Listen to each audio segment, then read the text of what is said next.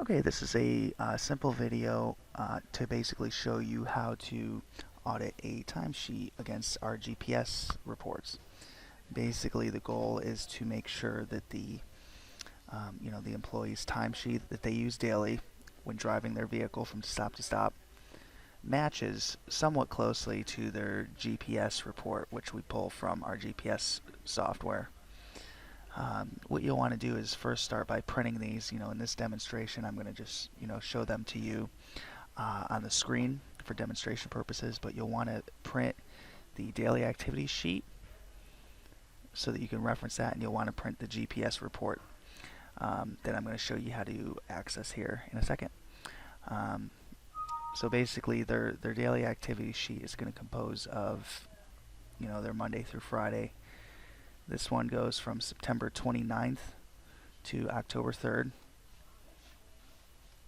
And basically, let me show you now how to access that in our system, and I can email you the link. You can access it from any internet browser. You'll get to the login page. It's signaltrack.com, login, phil@tampastressfree.com, and then what you want to do is put in the password, which I can provide for you at any time. Basically, just pull up the our main homepage dashboard of everything. As you can see, there's a map here, and you can see everybody where they're at. If they're moving, if they're stopped. You're not going to really need that at all.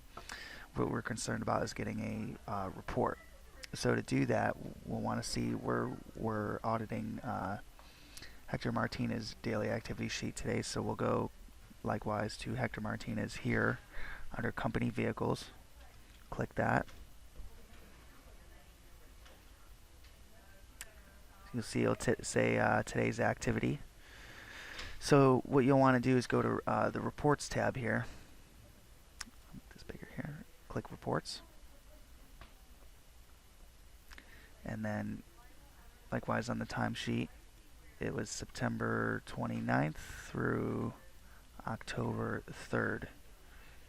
And that, the 3rd, of course, ends on a Friday. We want to do the weekend as well, just to see if they were driving on the weekend or not.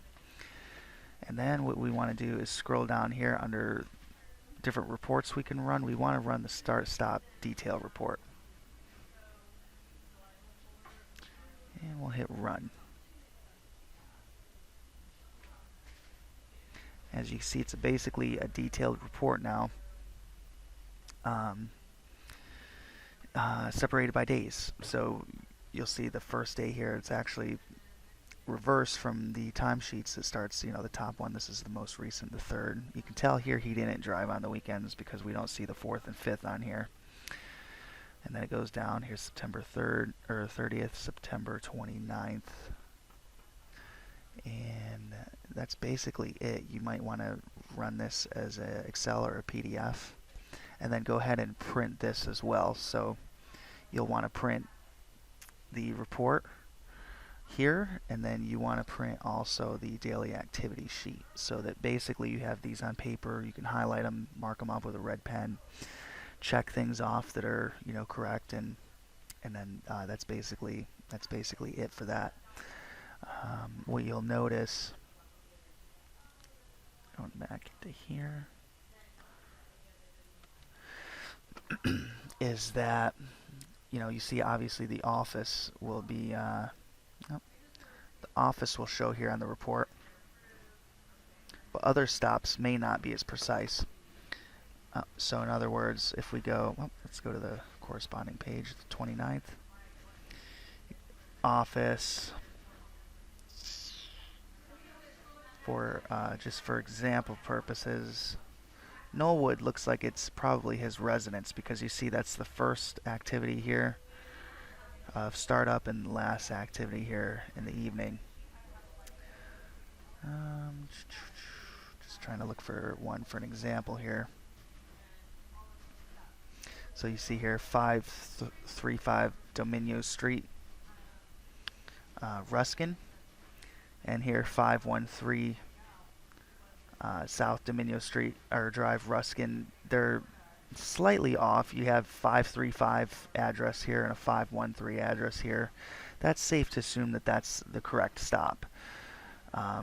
Because the GPS isn't going to report to the exact point of address, but it's going to be within a block or so. It may be that this one looks to be up the street, but same side of the street. You see the mileage, 25.10 mileage to drive there. He put 25.9, so that's correct. For time, it looks like his time to drive there was 27 minutes, and then his time actually working was 40. So in other words, this 40 minutes here that we see includes his time driving there. So that looks about correct. And you basically just go through and check them, that they both match each other, and give yourself a tolerance of maybe 2 to 5 miles, depending on they may have missed an exit or something. And then likewise for the time, reasonable. And then also check Google Maps as well to make sure that these these stops, even though 535 Dominion Street or Dominion Drive, 513 Dominion Drive, make sure that they're pretty close to each other, and that's how you can, because in some cases it may be it look like totally different stops on the GPS when really it's just a street over.